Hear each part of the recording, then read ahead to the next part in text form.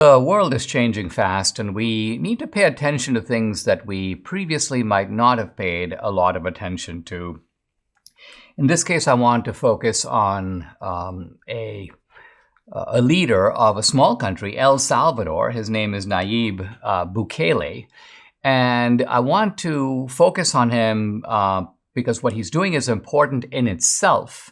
But it is also important because it offers a roadmap, or at least a suggestive guidepost for America's approach in dealing with, let's say, the Mexican cartels.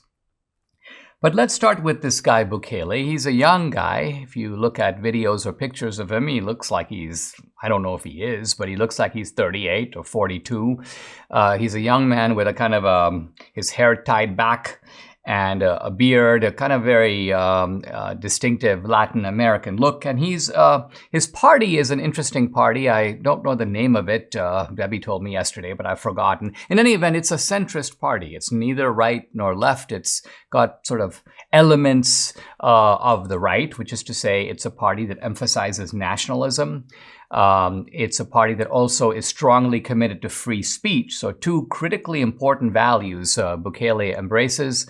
On the other hand, he believes in what he calls a social market, which is not socialism, but rather a kind of a regulated capitalism. And so he's striving for this kind of centrist, as he sees it, sensible middle ground. It's called New Ideas. It's a New Ideas party. And it's a party that is transforming El Salvador and is proving to be appealing even to some people in America. There's a woman I follow on social media, and she made a video recently saying that she's moving to El Salvador. And it kind of shocked me a little bit, but she goes on to say, well, listen, I've been told since I'm a kid, she's of Latin origin, but she goes, since I was a kid, I'm living in the freest country in the world, the most sovereign country in the world, the least corrupt country in the world. And she goes, it's not really true. She goes, today there are other places that you can live in the world where they'll leave you alone, they won't bother you, you can live your life, they've got decent tax rates, you have freedom of speech. And so she's quite literally moving to El Salvador. Or more precisely, she says she's becoming a kind of global citizen with some countries do allow you to have multiple passports. So imagine if you have 4 or 5 passports, you're not limited, you're not hemmed in, and you just have stopped believing the old pablum that there's only one place to live, it's the land of the free and the home of the brave. Well, it would be if we were still the land of the free and the home of the brave. Now, the reason that this Nayib Bukele guy is so controversial these days is he has launched an all-out governmental attack on the dangerous gangs that once dominated El Salvador. There was almost no urban street that was safe. These gang members paraded their gang numbers and their gang letters. And this guy just declared war, not a war on drugs, a war on the gangs, and shut them down. And in many cases, when the gang members offer fire and so on, they thought that they run the place. They've just been shot and killed.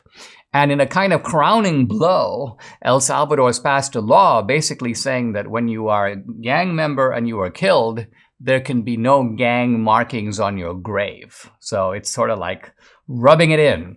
Now, interestingly, these international human rights organizations are in uproar. How can you do that? And so on. You can't dictate to people what they say on their graves. And this guy Bukele is like, yes, I can. First of all, this is our country, not yours.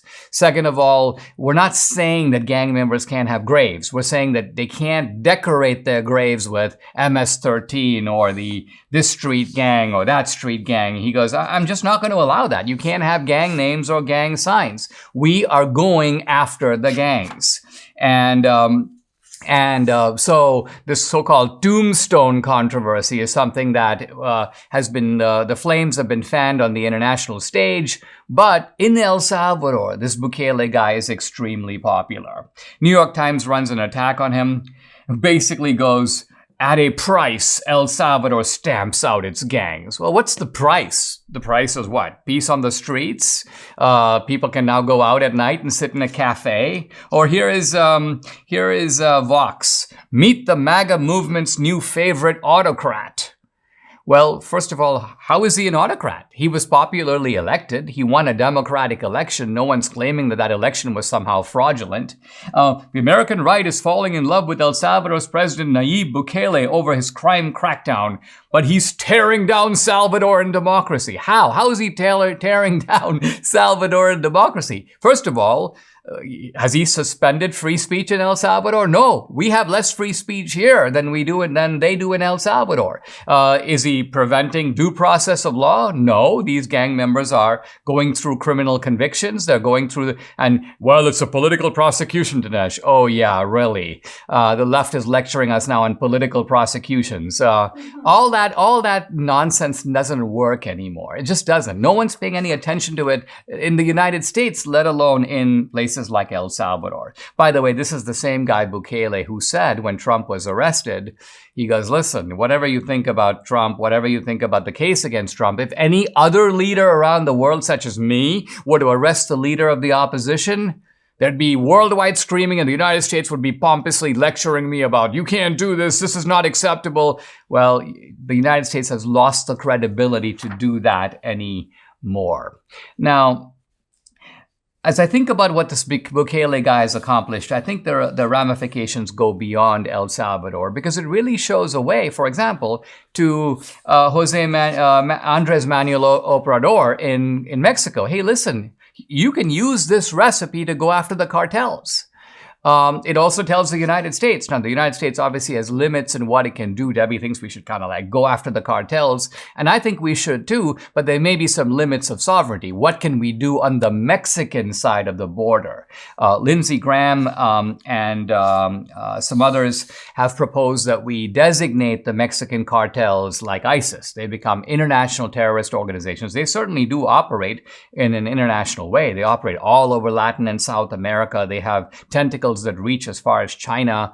So this is one approach. This would get around the issue, because if you're dealing with international terrorism, the United States does claim, I think legitimately, when the circumstances warrant, to be able to go and strike at a group like ISIS, because they are transnational organizations that pose a danger to us here in the United States, and they often plot their schemes over there, but the schemes are then carried out over here. And who can deny that the cartels are also having a lot of their bad effects, not just outside, but also inside the United States. So I guess what I'm saying is that Nayib Bukele, although he runs a small country, El Salvador, is making his own country better and showing some important lessons to bigger countries like Mexico and the United States.